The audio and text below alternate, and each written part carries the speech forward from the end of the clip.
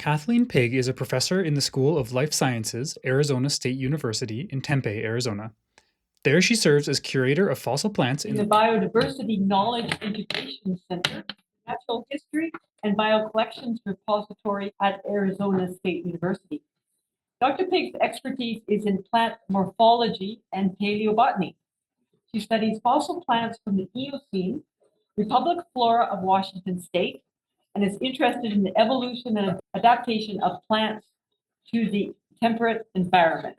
Okay, well, people in the Republic are really friendly, as are some of the Americans, as most of the Americans actually are pretty friendly. It's just some of the people that happen to be in a certain part of the country kind of doing things that we worry about. So we love Canada. I had the joy of working I did my postdoc in Edmonton through Stocky. So I lived in Alberta for 9 months or so, I think. And we got to travel around to Jasper and Banff and we did some fossil work in British Columbia. So that's just my plug for as a rather humble American.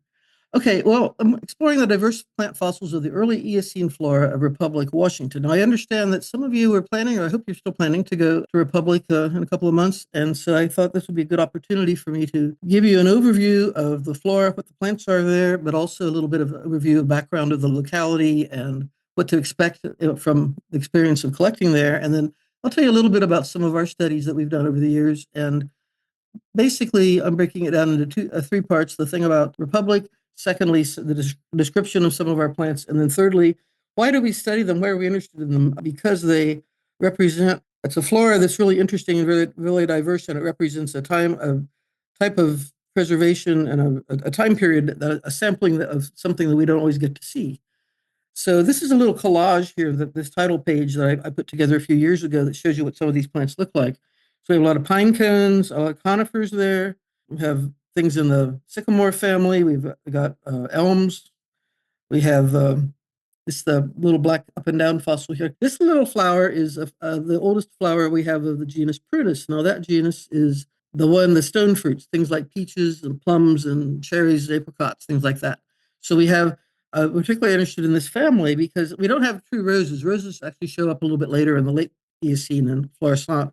But we have a lot of the plants in the rose family that are some of the fruit trees and also some of the ornamental plants that are really important to us. That's one of the main groups that we're studying. So this is the locality. It's up in northeastern Washington State. It's in the Ferry County, County, and it's the southernmost of a series of localities that move on up through British Columbia. Collectively, we talk about these as the Okanagan Highlands, because basically this was an area that were higher elevation lacustrine deposits and that were downdropped into a graben. And so they're basically sampling a higher elevation. And we think that is why we're looking at things that are more temperate or more equable in there rather than tropical like plants that we'd probably find other places. I guess I should say that, so if you're familiar, obviously we're in the latest early Eocene. I think the abstract I wrote, I said 49 million years. I think now some zircon dating puts it at 51, but it's still the Euprasian, it's still the latest early Eocene time period. So that's a time period where, as you know, everything was really hot. You had the PETM boundary, then you had the early Eocene climatic optimum. So in most of the world, the plants that you find are things that you'd find like in the Green River, or if you're familiar with the Chuckanut Formation in Bellingham, where you see the big palm fronds. Here we don't have big palm fronds. We don't have the tropical types of plants that we'd find in most of the other outcrops in the coast and various other places of that time period. And so it gives us an opportunity to study some of these plants that were adapting to cooler, seasonal type of temperature. Now, this was an old mining town. Here's a photograph just showing you the main street of Republic. It's a little town up in the mountains. It's really a pretty place to go. It's a place if you like to go and do outdoorsy things. It's quite lovely there. So back in the early 1900s, it was a gold mining town. People knew there were fossils there. They would find the occasional leaf or fish scales, and sometimes they'd find, and there's also an insect fauna there that has been studied rather extensively by Bruce Archibald and others. So they knew there were fossils, but it wasn't really until like the 1980s, late 70s, early 80s that people realized how extensive how diverse and important this flora was. And this is Wes Wehr. He's a gentleman who was an artist and musician who lived in Seattle, the Seattle area. And he had an affiliate curator position at the Burke Museum in Seattle, University at Washington, and he did paleobotany on the side. but he did a lot of it. And he did a lot of organizing things and encouraging people to learn about fossils and got people together to study things. So I started working with him in about 1990 or so, looking at some other fossils down in the Yakima Canyon area. And then I gradually got into working with Republic. He would go over to Republic a couple of times a year in the summer and have workshops, and they were really popular to get people interested in fossils. Now, this is a cover of a journal. Washington Geology was a journal that was published by the Washington State Department of Natural Resources for quite a few years. It's no longer published, but you can find all of these copies online. And this was the 1996 centennial of the town. So that's the top picture is the mining town with the horses and all. The bottom picture is more recently. And this whole volume has a lot of good information. So if you're interested in this area and geology, there's a lot of good papers in this whole series of volumes that I can give you the URL for. I didn't put it on the page here, but I can let you know how to get a hold of them. So this is the outcrop that the public can collect in. It's called Boot Hill. It's just on the edge of town. You can see the road here. You can see the cars are just right here. Even if you can only walk a few steps up the way, you can be sitting there and splitting shale and getting fossil leaves and insects and things out. And they've got some shade areas here. And so basically, this is kind of an interesting environment. It's an interesting model. I don't know other places that do things like this. And here's the website, stonerosefossil.org. Stoner's Interpretive Center and Eocene Fossil Site. This Interpretive Center is the little museum there. And what they do is they do a managed collecting by the public. So they have people come in, pay a nominal fee, and they they'll lend you the tools and show you how to collect. And you spend, I think people can take a certain number. I think it's 3 fossils per person per visit or something like that. And if it's a fossil that there's a lot of things that are very common that they're fine, they're wonderful to take. There's a few, occasionally there'll be something of really research value, high research value, and we ask that to be donated to the collections. And then we always recognize the finders, the diggers, if you will, the people who find the fossils. We find that to be really an important thing. And one of the things about all these different localities that I showed you further up into the Northwest are wonderful localities, but they haven't. The thing about Republic is it's because you have the opportunity to have people continually coming in every year from like late April through, I think, October. You have a continual influx of new material that's available. So we don't have the tides like the Bay of Fundy does, but we have a continual workforce of people that are collecting. And so basically, Stonerose Interpretive Center and Eocene Fossil Site facilitates both public collecting and supports scientific research. As I mentioned, Bruce Archibald's done a lot of the studies of the insects. Stephen Manchester in Florida and others have studied the plants. And then this particular little leaf you see here with their Stonerose picture, see the holes in it. The leaves oftentimes have very distinctive damage patterns or oviposits of different types of insects. Sometimes you can't tell what they are, but sometimes they're identifiable as to what animals were involved with damage patterns. And there's a gentleman named Conrad Labandera at the Smithsonian who studied this for many years from many different localities. And so that gives you kind of a little overview of the outcrop. And right down the road, just a couple of minutes away, is the museum. And for several years, for quite a few years, they had a small building they were in, and they were sharing the building with the Historical Society, and it was not in very good shape. About 2, maybe 3 years ago now, they had the opportunity to get this building. It's right on the main drag of Republic, the main street, and they were able to put a really nice display area and lots more room for the collections and things. And so here you can see on the right here a display area. You can see this is I had mentioned, and I think the reason I'm talking to you now is because someone found out about a little guidebook we put together, as you can see here, for people to go out and have an easy way to identify their plants. And of course, the people there, the staff there, are really helpful in helping you know what you've got. And so you have a nice, really area there for people can come in and bring their fossils in and have a look at what's there. Also, if you bring some people along who don't like fossils and don't want to do anything like that, they have a really nice gift shop. And the little town of Republic does have several other little shops and things. They've got a brew pub, and it's a nice little place to go for kind of a vacation. So I think if you bring family people along, it's always fun. So this gives you an idea of what you have inside. Now, I'll kind of shift gears now and tell you a little bit about what we've been doing over the years. This is a list of our papers that we've published, and the ones that I've highlighted in boldface are ones that kind of give us something a little bit more beyond the description, gives us kind of more information about what we think we're seeing as far as the evolutionary significance and paleoecological significance. So up here, if I start at the left, up at the top here, These first several fossils are the genus Tracodendron and Tetracentron. These are plants that only grow in Asia today, but we had them here. And then in the middle there again is that little picture of the prunus, the flower, cherry flower, if you will. And then from here on over to the rest of the right, these are all photos of the water lily that I'll talk about a little bit more in a minute. Down here in the bottom panel, this is a corylus. It's the oldest known hazelnut fruit.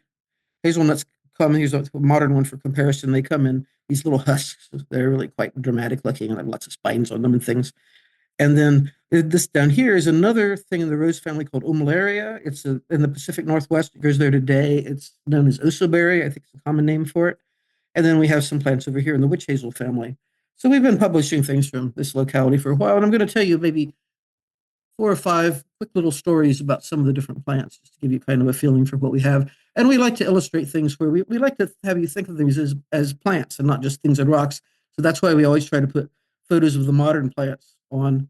So I would go dead, dead, live, dead, live, dead, dead, dead, live, so that you can kind of follow what we're looking at. So the first thing I'm going to talk about is the water lilies. And the thing about water lilies is, as you know, lots of fossils need to fall into water to be preserved, fall into basins of water, the sediments fall on top of them, things get fossilized. And to talk about plants, lots of times, of course, you know that plants fall apart. You got little parts of them. So lots of times you find the individual bits of the plant separately, but you're not able to put them all together. And of course, in the water lilies, you find the fossil leaf seeds quite often. And so here's a couple of photographs of the modern nufar, the genus here. Sometimes I think it's called spatterdock is a common name for it.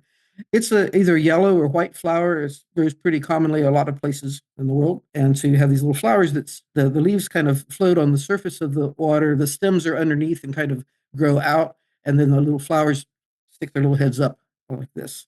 And they have lots of little flower parts to them.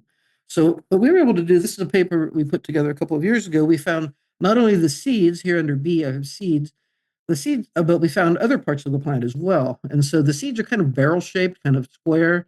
They have little pop tops. So when they germinate, this little top pops off. You can see on C, that little piece there, or down here at D, that little top pops off. But we also found a couple of flowers. And so this is the modern flower here under B here on the left. You can see it has lots of flower parts. That little central core in the middle popped out. But here, the fossil here on the left, you can see all those little fingers that are coming into the inside. I've marked them down here and numbered them as stamens. Those are the little strips or the stamens, which are the pollen producing structures. And so we see those. We see that the tissue has got the little dots in here, which are dark, hard little cells, which are very characteristic to what you get in this kind of plant. Here's this second one here is a second flower that's kind of sideways. You're looking at it laterally, and you see some of the little seeds in the area where they'd be attached. And then what the plants do today, then the other thing is the rhizome. That's a name for stems that move sideways. So the rhizome, or the stem that moves sideways, has these really distinctive clusters of the roots. And you see these little roots. Here's a modern one here at the bottom. You can see it's really distinctive for this group. But at the very bottom here, this black and white photograph is the modern photograph of how the seeds are dispersed. Apparently they smell really bad. I don't know, because I've never actually gotten to see this, but we had a paper by a lady that had gone out in a canoe and collected these, and she allowed us to use this photograph. What they do is that the seeds don't disperse separately. They disperse as this pile of goo, this pile of stuff, and then they get out. And so here's one of ours in the fossil record. And then eventually the carbohydrate that holds them together dissolves into the water, and then they get out. So it's a dispersal mechanism that is going on in the Eocene at the same way that it does today. Okay, well, here's another little story here about ferns. Now, you don't usually find ferns a lot in the fossil record, especially when we're talking about these younger rocks in the Paleogene and earlier and later. Mostly there's a collecting bias. Of course, people are interested in collecting the flowering plants primarily, but also lots of times these are just real fragmentary and you just don't have very much information about them. But we were able to describe two very different ferns that a couple of years ago with a couple of other colleagues that are paleobotanists. My colleague, Melanie DeVore, David Greenwood, who was up in Manitoba, retired now. Sundu and Schwartzberg are two people who work on modern ferns. And then Jim Bassinger, of course, is in Saskatchewan. Here you see what we call the part and counterpart. You split the shale along a plane of weakness. You get the two halves of it. You can see the leaves, and this is a modern one here, the green one here, to show you kind of what the modern ones look like. Then the little bubbles, little circles here are the fertile structures. They're basically clusters of sporangia, and the sporangia are the little sacs that contain the spores. And here you can see down here little disc-like round little things. So you have a cluster of a bunch of them together, and they're in a little holder, kind of a little structure. And so we have parts of this plant. And basically, this plant, Denstidia is its name. You might not be familiar with that, but you might be familiar with bracken fern, or it's a Pteridium maculalinum called the bracken fern, is something that will grow. Usually think about ferns being in cool, shady places in the woods, but these are Phyllochelian ferns that like to grow out in the open, and they can they can even be invasive. But lots of times, like after a fire, a lot of times they'll pop up and you'll get a whole bunch of Pteridium. So it's in that same group, basically. So it's kind of doing something similar to that. Now, the other little fern we have is totally different. It's called Hymenophyllaceae, Hymenophyllum. It's a little thin fern. It's called the filmy ferns because they have only a few cells thick and they're really delicate ferns. And yet also we have all the leafy structures. And then when you look at these little, on the right here, these little hood-like structures, that's the little protective layer that contains the sporangia. And then down here, these little stripes here, these are individual sporangia. And then down here in the very bottom with the bright orange, this is the live plants to compare them with. This little white stripy thing with all the little white dots that goes around, looks like a little zipper. Those are the thicker cells, and what they do is they draw back when it dries out, and it kind of acts like a catapult. They draw back, and then the thin area breaks open, and then the spores can get out. Like this it's a dispersal mechanism. And then here at F, you can see some little circles that are not particularly great, but are go forward here, backward. But down here in the bottom, you can see a whole little pocket of little spores inside the sporangium. So it gives you a really good idea about some of the ecology of some of the ferns that we have available for us to look at this place. Okay, sometimes you find some really weird looking things. And so these leaves were just really upsetting to us. We didn't know what to do with them. Jack Wolfe and Wes Wehr, who did the big monograph on Republic, 1987, were aware of the rhizaceous plants and some of the other families that have these kinds of leaves. They had different kinds of ideas about them, but they didn't really resolve what they were either.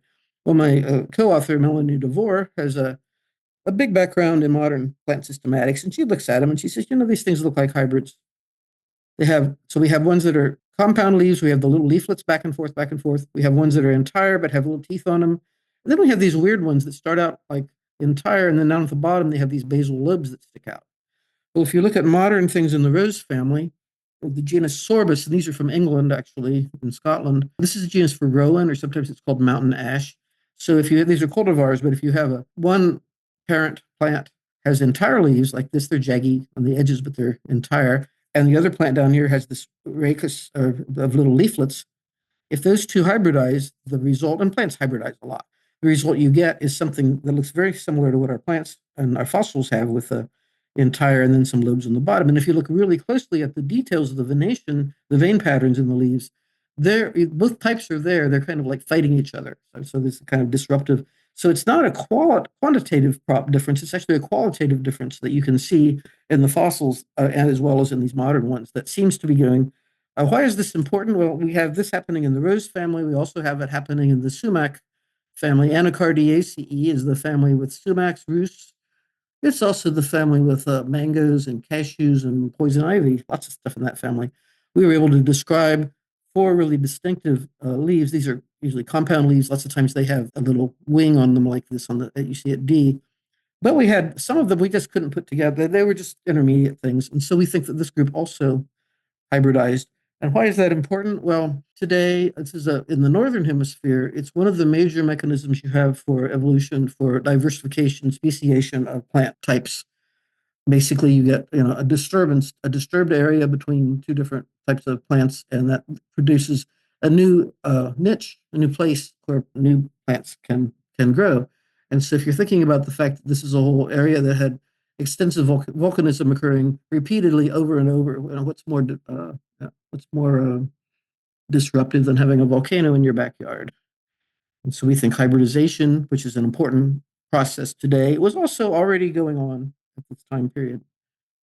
Now we have some other strange things. We had no idea what to do with these. For a long time, we looked at them. They're kind of a Dr. Seuss type of plant with a stick with a ball on the top and then weird things coming out of the top. We showed these to a lot of our colleagues and friends, and one gentleman who studies modern plants says, "Oh, those look like onions." And so if we have a look at onions, here's your onion on the side here. If you plant onions, down here at the bottom, you can see you typically don't plant seeds. You plant these little onion sets, or they're called bulbils is another name for them, these little tiny baby bulb things. And they're the asexual structures. They're just like little shoots that come off of the main plant. But onions also flower. And nowadays there's been a lot of interest in what they call the ornamental alliums. Allium, Allium, is the genus for onion. And sometimes you see ones that are purple that are just beautiful little globe. Well, here's one. This is the Egyptian walking onion, modern one. And you can see some little flowers coming off. And you can also see these bulbils. So some onions make both the asexual and the sexual, the flowers. Some make just one or the other. But it's a handy way to reproduce so that if you can have pollen available and you can have the sexual reproduction, which gives you more genetic diversity, that's great. But if you can't, you can reproduce with the onion sets, if you will. Okay, well, this is a little line diagram that shows you how an onion is organized. It's a bulb. That means it's mostly leaf, right? So you have a little tiny bit of a rooting structure down here, a little tiny bit of a stem, and then all of these things are leaves that are coming up, as you know from the onions you put on your hamburger. What happens with the way plants are organized, you have a main stem, and you have the leaves come out, and then you have these little buds, little that are going to become branches. In the axils, they're called axillary buds because they're in the angle between the adjacent leaf and the stem. Sometimes they'll shoot on up, like this one, the stripy one here called escape. This is going to be what sometimes they'll grow on out from the top, and this will become the flower, be the floral stalk. And so that's what's happened with getting the flowers. And then when you look at, so that's escape. The other word spathe has to do with the fact that lots of things in the monocots, like onions, have coverings of some sort. So it has this little protective covering. So what our interpretation of what we're looking at here with our fossil is that we have a spathe with the emerging flowers, just like we have here, lots and lots of them, lots of little flowers. We have a few coming out there. So we have a protective covering, but then when you look at the flowers are always going to make little stalks that come out. These are going to come up and have flowers on the tip ends of them like this. And then the little bulbils here are the vegetative buds. So we have both things going on in the fossil record. Then this one is actually the bulb, the base with the roots going down, you can see. So anyway, then we have the little buds coming out. So we have, again, an opportunity to have these two kinds of reproduction happening, which of course happens in lots of plants, but it's nice to establish it. And this is also to our knowledge, the first record of a fossil onion. Okay, well, the last little story I'm going to mention has to do with mechanisms that are involved with protecting the plant from herbivores, animals that eat the plants. If you've walked in the woods sometimes and you're walking along perfectly happy and all of a sudden you don't feel so good because something spiky just hit your skin and burns and it hurts, you may have encountered a nettle. Nettles, not all of them, but some nettles, the ones they call the stinging nettles, they basically have these nasty little hairs that stick out, the modified hairs, or what botanists call trichomes. And they're kind of like little miniature hypodermic needles. They have a little bead of silica that breaks, the ampule kind of breaks open, and then the neurotoxins pop out. And so you get both an irritant from both the physical irritant of the trichome and then also the toxin. And you kind of you're not real happy when that happens.